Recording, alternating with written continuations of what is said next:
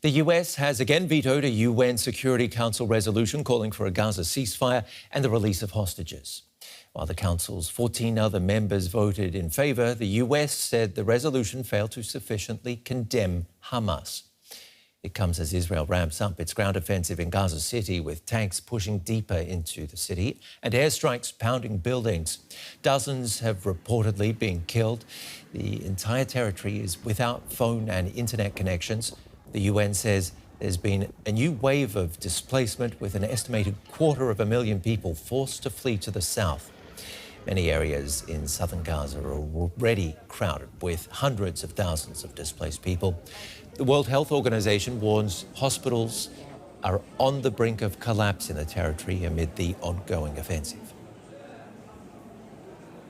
I spoke to DW's correspondent Emily Gordine in Jerusalem. She explained how far Israel is getting in its campaign to root out Hamas from what it calls its stronghold in Gaza City. Well, the IDF, of course, is not sharing exact details of how their operation to seize Gaza City is going, but we are hearing reports on the ground that Israeli tanks have been seen advancing into the city centre. We also know that yesterday and also the day before, blackouts occurred across Gaza, which can already be a sign that operations on the ground could escalate. Now, of course, all of this is happening as many Gazans from Gaza City have been trying to leave the city. We've seen hundreds of thousands of Gazans en route to the south. This has been accompanied by missile strikes, shellings, explosions. So even though many people were adamant in leaving Gaza City, it's also not considered or not felt to be a very safe route at the same time.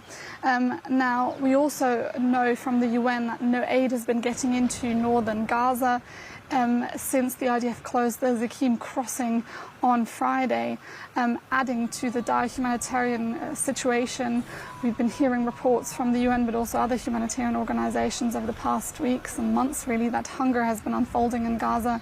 And despite these dire humanitarian conditions, though, and despite criticism, in fact, from the Israeli military establishment, the Israeli government seems adamant in pushing forward, pushing ahead with this operation.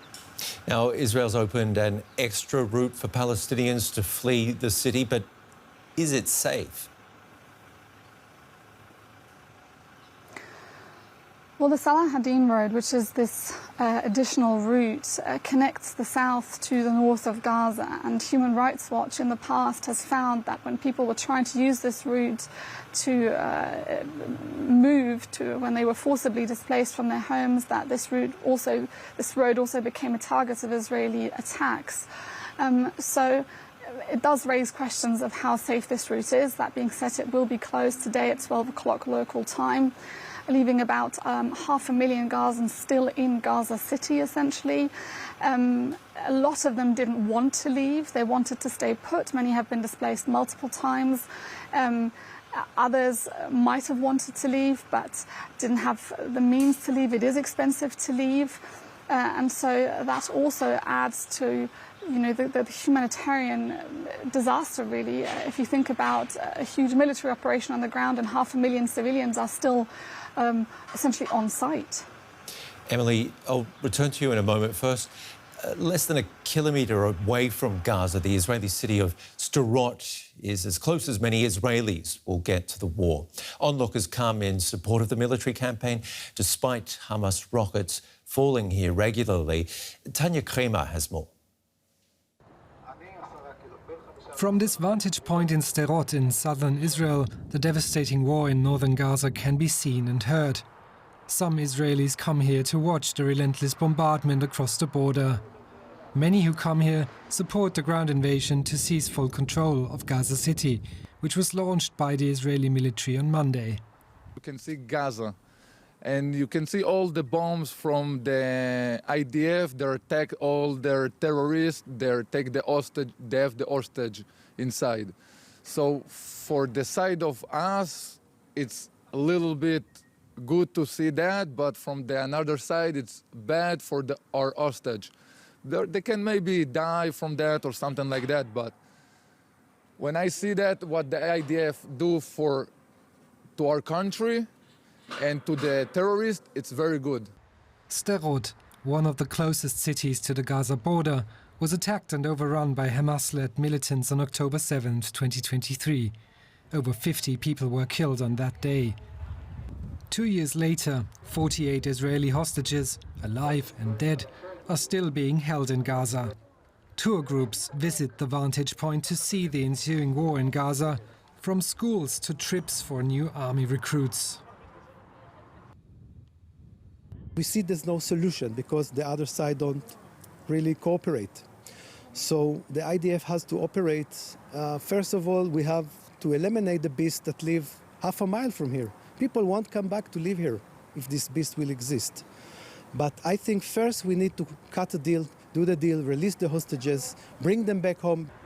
Little memorial stickers for fallen soldiers can be found everywhere here.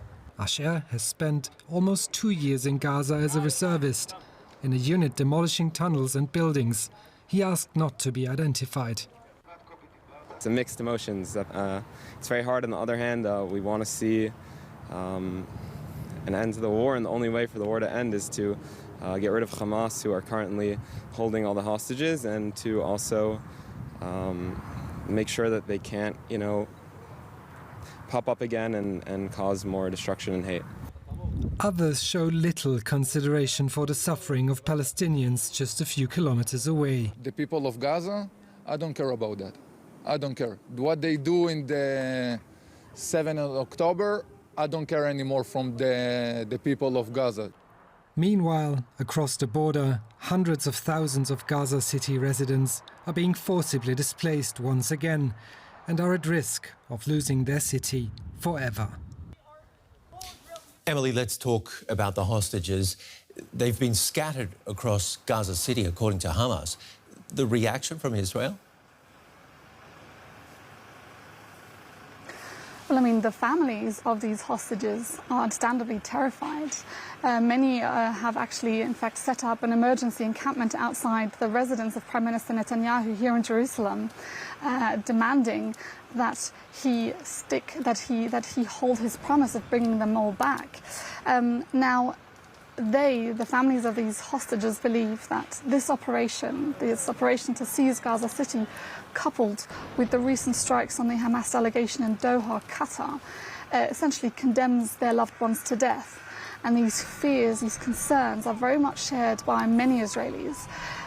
Poll after poll has shown that the majority of Israelis, in fact, favor a deal. But protest after protest has also shown that this Israeli government isn't listening to these demands. Emily Gordine for us in Jerusalem. Thank you.